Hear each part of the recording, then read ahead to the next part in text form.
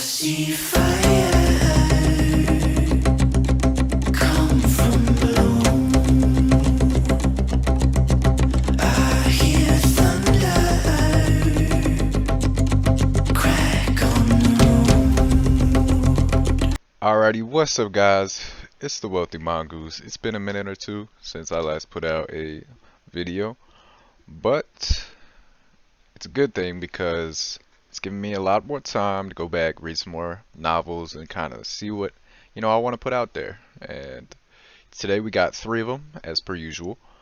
These are all web novels. Alright, so it's not on novel updates. Just remember, web novel, you got to pay money if you want to get to the more advanced chapters. For these ones specifically, mainly the first one, which we're going to be talking about, which is Reincarnated as both God and the Devil. Definitely support this author. He's had some really tough times with COVID, and it's a process, right? Like, he's trying to make novel writing his full career, and I truly believe that this man has the talent to do it, because this novel is right up there next to Solo Leveling, and if you enjoyed that in any way, shape, or form, you'll definitely enjoy this novel as well. It's by far and away one of the best novels I've read on this site. So let's get right into it, right? So Reincarnated as both God and the Devil is about essentially a super OP kid that's born from a system, essentially, and his name is Viel, or Viel, I don't know, however you want to pronounce it. And essentially, the novel itself, well, very simple at its core, because obviously he's extremely strong. The MC is extremely strong. He's essentially a god. But, he develops at the rate of a normal human child mentally, right? So he starts off very teasing, and as the story progresses, you start to see him slowly develop a more and more dark kind of mindset, just because of the terrible shit that happens to him and the people around him. Now, this doesn't take away from the story. In fact, this really builds onto it, because you get to see this young guy essentially develop his own personality and kind of persevere through tragedy despite his abilities and power. And it talks about some of the more psychological aspects of being someone in that kind of position, right? Because they're so powerful, people tend to look up to him, and they don't really interact with him on a normal basis, right? So everyone treats him more as a, transcendent being than, just a normal kid that he is. Anyways, this is a fantastic novel. By far, one of the best I've read in probably a year or so. If you guys are looking for something new to pick up, and you really want to see a story get going in a way that's similar to Solo Leveling, where you're just full on invested in every chapter, just kind of drags you to the next one, and you just can't seem to stop reading it, this is the perfect novel for you, okay? Putting that out there. Alrighty. The theme for today is going to be pretty much OP novels are the main focus. I personally love OPMCs. I watched a lot of Naruto when I was growing up. Like, I've been through the grind. I've seen the weak to strong, and it's a pretty good trope. But there's just something romantic about the fact that the character has already essentially gone through that phase, right? They aren't building up to anything. Usually they're as strong as they're going to be, or they're hiding their abilities.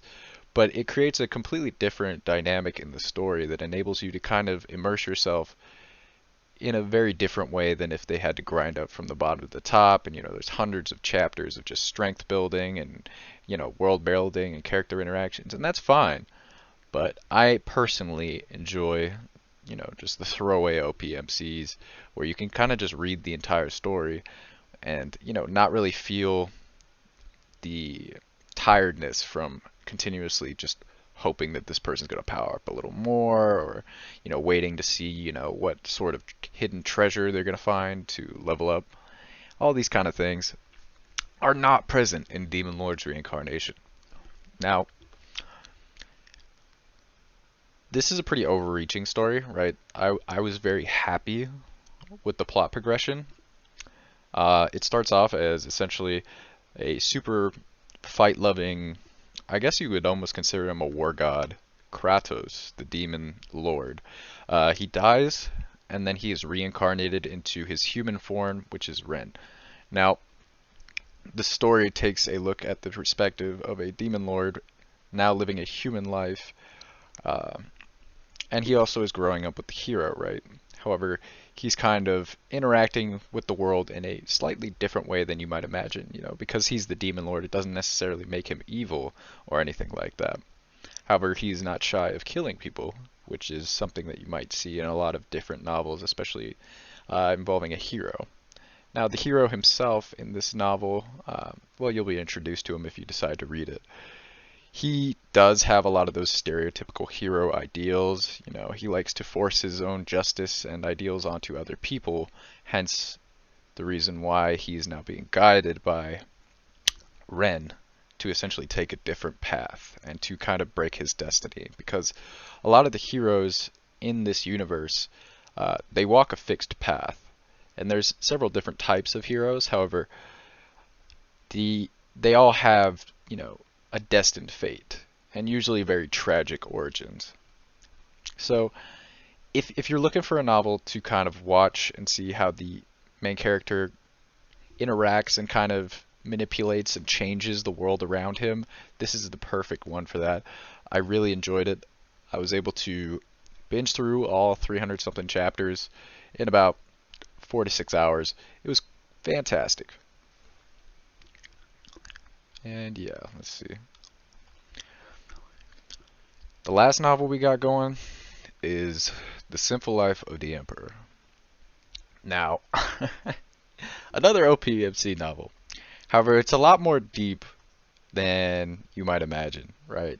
This is an R18 novel, so do expect some sort of, erotic scenes and stuff like that, but by no means is this full-blown porno novel. You have to really pay homage to the author for taking something that was probably originally intended to be some sort of, erotic novel, and he transformed it into a story with good plot and very well rounded world building, and you're just kind of reading along, and you can't help but, you appreciate the R18 scenes, but what you really end up appreciating is just the fact that there is an entire story, no entire plot that's hidden beneath this, and the story is built around, the main character and his interactions with all the people around him, as he's living essentially a dual identity. Now, if you want to know more about that, obviously take a look at this novel. It's an ecchi